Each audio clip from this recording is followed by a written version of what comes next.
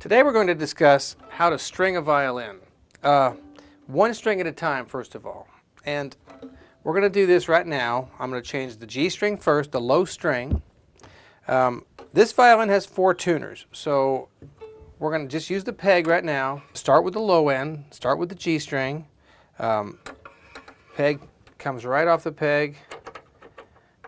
Remove it from the fine tuner.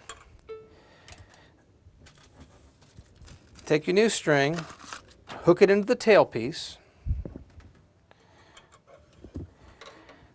and at this point you need to find the hole in the peg in here, and you need to be real careful not to cross over this D string, obviously, okay? So we're going to go in the G, we got to pull the peg back to get this hole, wrap around one time. I like to cross over itself so it secures it, like that. And I also like to finish up over on this side of the peg box when I'm putting the string on.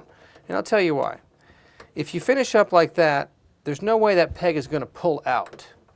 When I see strings that are way over here and finish up like that, it's basically trying to pull that string out. You see that?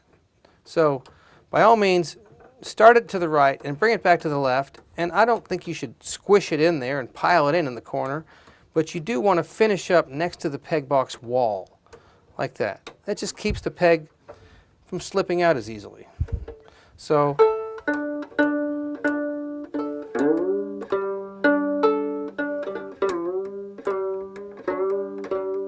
you get it close with the peg, and then you go to the fine tuner for fine tuning.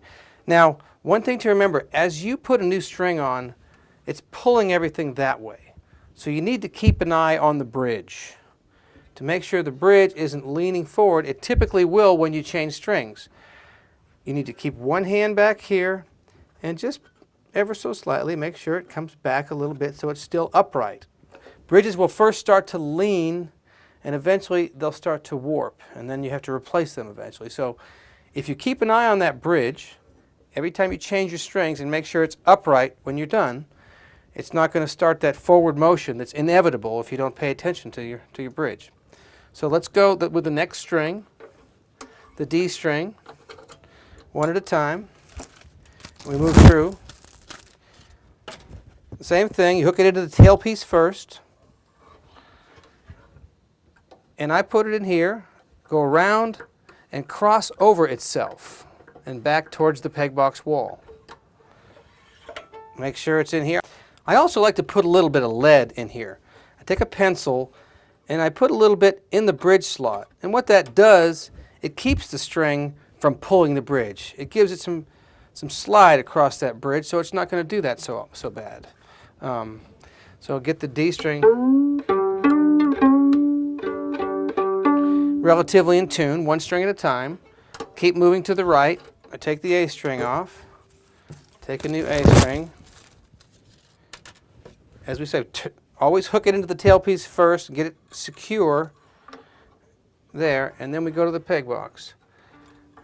As usual, around itself one time, and moving to the right, finish up at the peg box wall. Check the bridge, get a little bit of graphite on there, and you're good to go. Settle in a little bit there. One more string, the E string, the final string.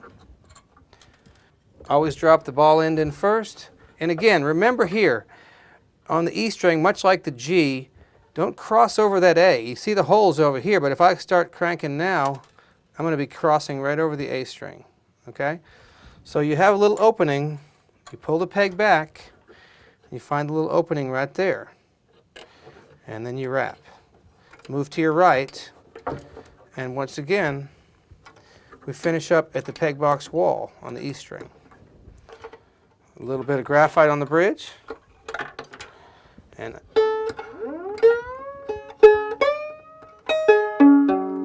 there you have it. Out of tune, but new strings.